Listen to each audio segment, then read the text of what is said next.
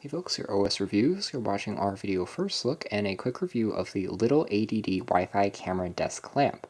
So in the past few months, I've really noticed that Wi-Fi security cameras have taken off, and this idea has now been integrated into many forms, from the typical IP security cameras to spy light bulb cameras to spy pens, and now we have a desk lamp that also works as a regular lamp, but it's also a Wi-Fi camera.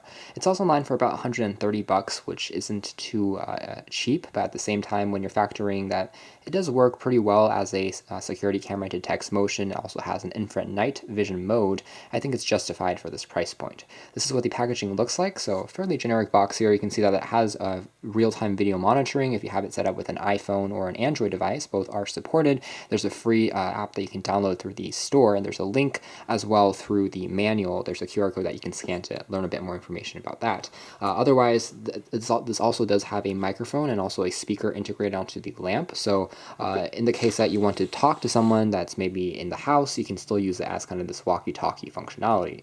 Here we have access to the accessories. You get a USB power lead in addition to a set of user manuals, and there's a bonus micro SD card that's included. Allows you to store up to 4 gigs of memory, and this is quite useful because you can't directly record content onto your phone. There's no cloud storage. So all the things that you want to store, let's say video, that's triggered by motion, has to be actually stored offline. So here is access to a mini CD if you want to install drivers on a computer and monitor things that way.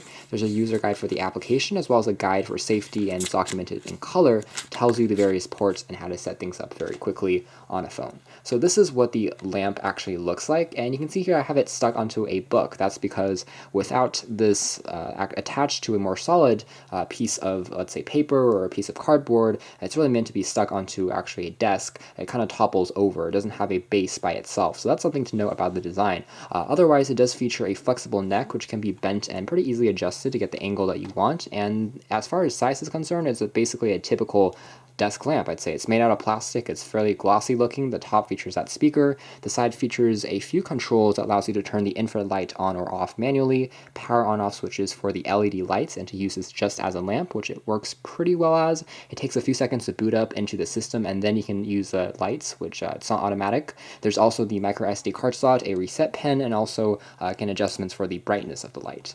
Otherwise, if we turn this all the way over, we can see this is what it looks like on the other side. It's a very shiny chrome accented design.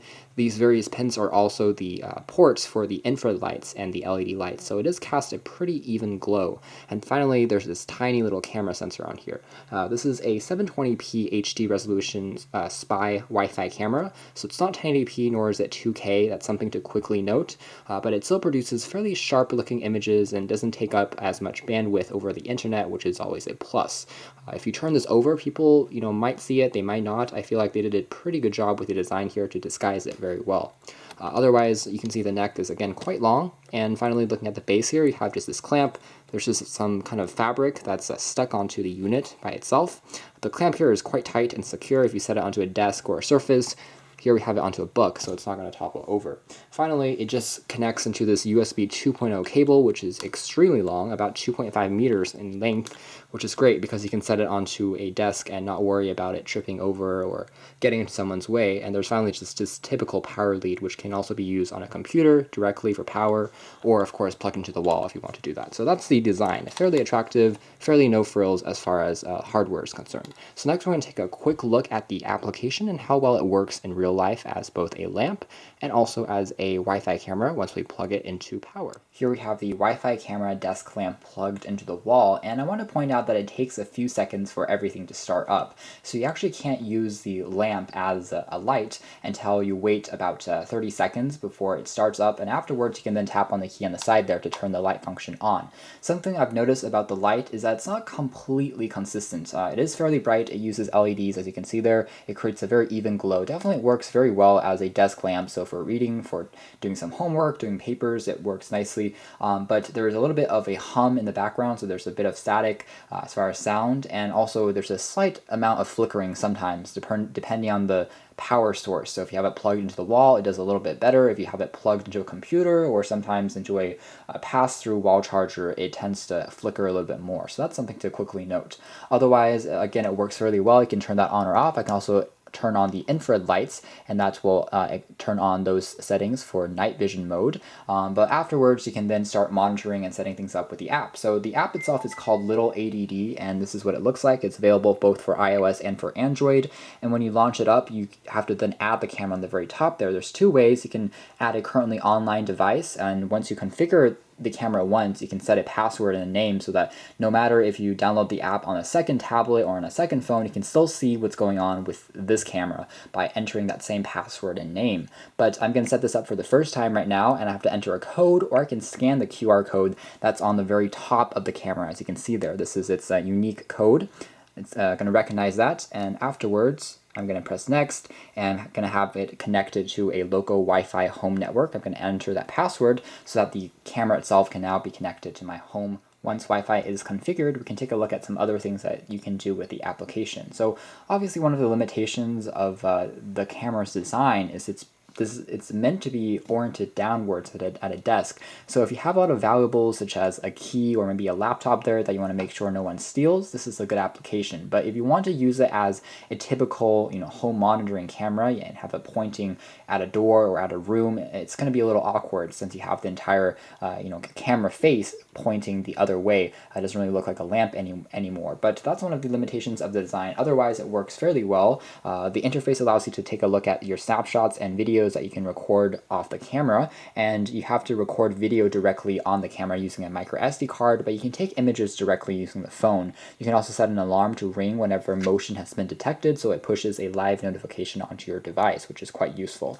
I can also set configuration options like setting and changing the password and the name of the camera, so on and so forth. So tapping on this camera now, I'm just going to skip this security kind of recommendation and launch directly into this viewfinder. It takes a few seconds to initiate, and afterwards we have access to things like time and date stamp options, as well as the ability to turn on infrared lights on or off, as well as speak into it. So there is a microphone and a speaker on the camera so that whoever is in the room with this lamp will hear what I'm saying.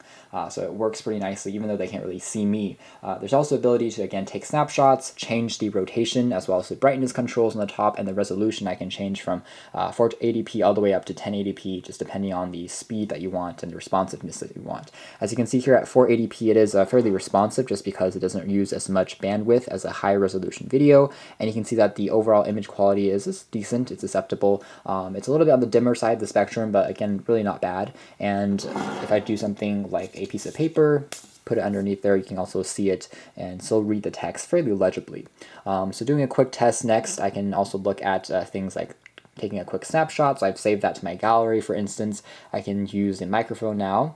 So this is a test, and you can tap and hold on the microphone icon to speak directly into the speaker on the lamp. And in performance, it gets a little bit warm, but it's really not too bad as far as overheating.